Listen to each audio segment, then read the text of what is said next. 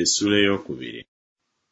Awo Yona n'asaba Mukama Katonda we mu lubuto olw'ekyennyanja, n'ayogera nti, nakaabirira Mukama kubanga nalaba ennaku nanziramu, mu lubuto lw'emagombe nakoowoola, n'owulira eddoboozi lyange.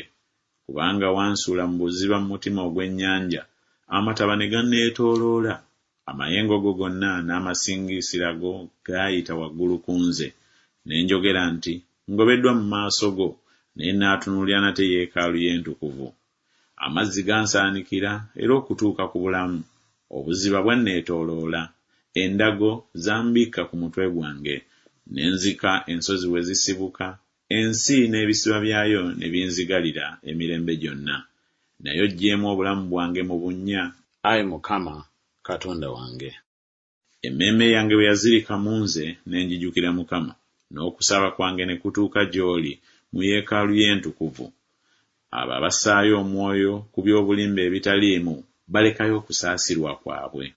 Naye nze n'akuwa ssaddaaka yange n'eddoboozi ery'okwebaza, n'asasula obweyamo bwange, obulokozi buva eri Mukama.